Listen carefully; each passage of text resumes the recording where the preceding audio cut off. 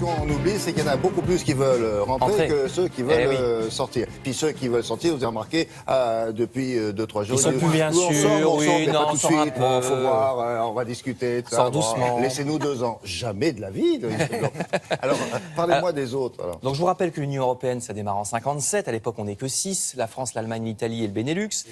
En 73, ce premier élargissement, le fameux, puisque les Britanniques rentrent avec les Irlandais, les Danois, les Irlandais et les Danois. Et actuellement, donc, on est à 28. Alors, regardez la carte, j'ai gardé les Britanniques avec nous. Hein, tout ce qui est en bleu foncé, en fait, c'est l'Europe des 28 actuellement. Donc, vous voyez que ça va de la Scandinavie jusqu'aux Roumains, aux Bulgares et même aux Croates. C'est les derniers à être entrés, les Croates, en 2013. Donc, bleu foncé, l'Union européenne. Mais ce qui est intéressant, c'est le bleu ciel. C'est tous les pays en bleu ciel qui sont candidats à l'entrée. Donc, vous voyez que c'est surtout des pays de l'ex-Yougoslavie, plus la Turquie.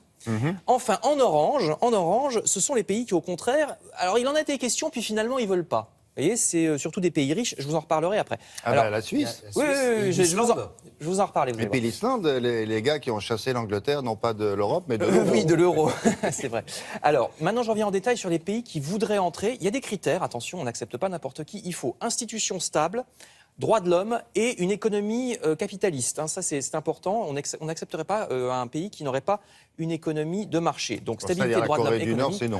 Voilà. Cela dit, elle n'est pas très européenne non plus. Non, mais ça pourrait servir à repousser la Russie, par exemple, qui a une économie assez dirigée. La Voilà. Corée du Nord. Alors, c'est en train de devenir bon. Regardez, pour les pays des Balkans qu'on a vus sur la carte, ils sont toujours très pauvres. Vous voyez ici la Macédoine qui, en plus, a le problème des migrants. Mais leur situation s'est améliorée depuis les guerres il y a quelques années. Donc, actuellement, l'Albanie, la Serbie, la Macédoine, par exemple, sont en négociation pour rentrer. Et encore plus avec la question des migrants, justement. Il s'agirait de régler ça dans un cadre européen, vous voyez. Et finalement, c'est ce qui s'est passé il y a 30 ou 40 ans avec d'autres pays. Rappelez-vous de l'Espagne. Il y a 30-40 ans, elle aussi était très pauvre, elle sortait d'une dictature épouvantable. C'était le jeune roi Juan Carlos qui relevait le pays, mais l'Espagne avait finalement réussi à adhérer en 1986 en même temps que le Portugal.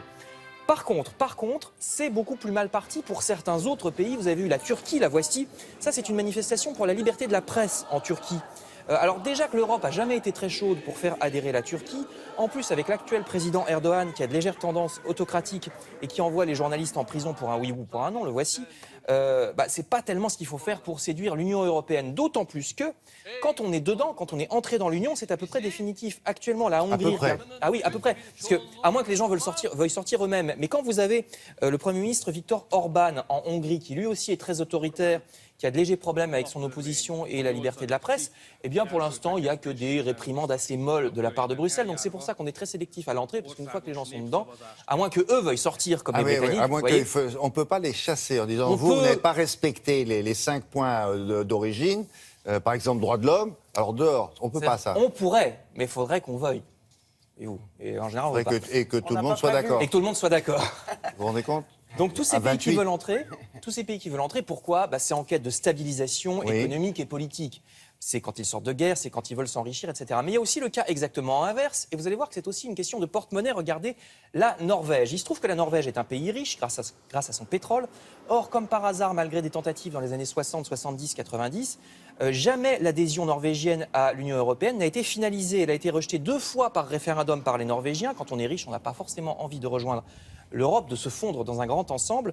Et même chose avec l'Islande, parce que l'Islande, quand elle était en pleine crise financière en 2009, vous allez voir l'Islande, la voici, quand elle était en pleine crise, elle a demandé son adhésion à l'Union européenne, puis en 2013, subitement elle va beaucoup mieux, finalement non. Ils ont suspendu, non mais vraiment, ils ont suspendu leur demande d'adhésion à l'Union européenne. Et là encore, là il fait bon là, vous voyez là. Non, là c'était en hiver quand même. Là c'est au mois d'août là. Non, c'était en décembre dernier. Donc, moralité, quand il s'agit d'adhérer à l'Europe, il semble que la question que chaque pays se pose soit plus finalement le porte-monnaie que c'est ça, ils la nous ont pris fusion pour une dans un banque. grand ensemble. À chaque fois, c'est là ça va pas. On peut venir. Puis quand Combien ça va mieux, nous salut, coûter, ça va. voilà. Comme quoi. Hein. Merci pour ces explications.